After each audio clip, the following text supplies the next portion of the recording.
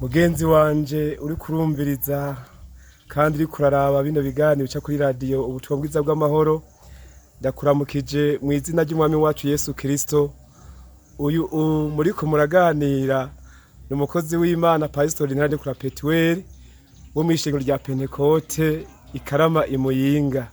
Ico nagomba tuganire no munsi ni kwijambo ry'Imana rivuga ngo wirinde kwanjanjwa kugakiza, kuko abantu benshi baranjanjwa kugakiza iyo bamaze gukanjanjwa ko karabatakarana bikaba bibaye nabi. Rero iyo umuntu yanjanjwe kugakiza agira ingorane nyinshi. Iyo turavye ijambo ry'Imana ryanditswe mu gitabo ca Luka kirya gice ca 15 kuri uriya murongo wa 11 turahabona inkuru y'umwana w'icangazi. Habaye umuvyeyi yarafise abahungu babiri, hanyuma umwe mutoya wiwe aravuga ati data ndakwinginze umpe umugabane w'itunga ryanje notwaye, hanyuma ubimpe ubunyene ndabiyo nigira kwitemberera, kuko ibikorwa vyawe ufise ngaha mu runo rugo birangoye, turadukoresha gatunagizo bimeze nabi. Burya nyamuvyeyi arahanura umwana we ati mwananje gumana nanje ngaha kugira ngo ivyo mu rugo vyanje byose ivyo ntunze ni gwawe. Raba rirya tongo birya tunga ziriya nka zirya modokari ni gwawe mwananje. Ariko wa mwana mu vy'ukuri arahira ati papa utampaye itunga ryanje ngo nanje ndabiga ubunyene ndabe mbere yo nigira nze kuronderera ivyagwanje vyombeshaho nanje tuzoba babi.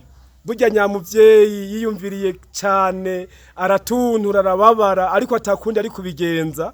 Acafata ryatunga ryiwe wa mugabane wa muhungu araheza aramuhereza ati nugende. Wa mwana carabandanya ava mu rugo ahantu yaramerewe neza, yarasanzwe ataca kenye, yarya vyiza akarya amaheza, acagenda mu buhumbu, yayisha ryatunga ryiwe mu buhumbu.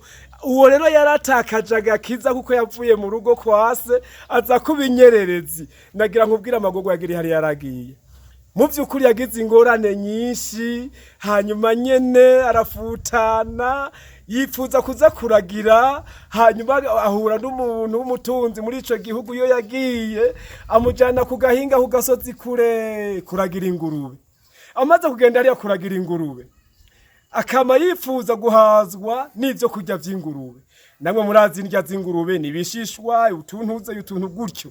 Rero nyamwana yifuje guhazwa n'ibishishwa vy'ingurube zirimo zirarya.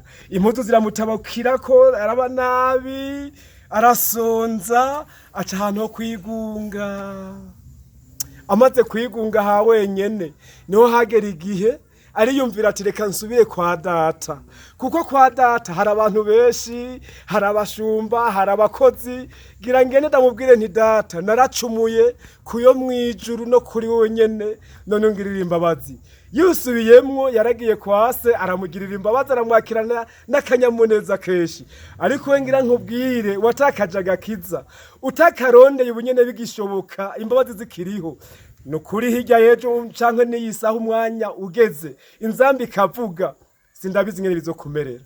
Urashobora kuba uri muri ivyo vyawe uri murakora, ariko ugasanga utakaje umwanya wo guca bugufi wo kugaruka ku Mana ngo ikugirire imbabazi.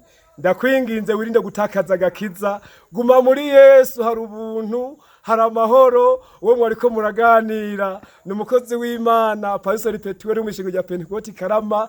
Nimero ya telefone yiwe 6962 murakoze cyane. Imana yo mwijuru ibampezagirire. Amen.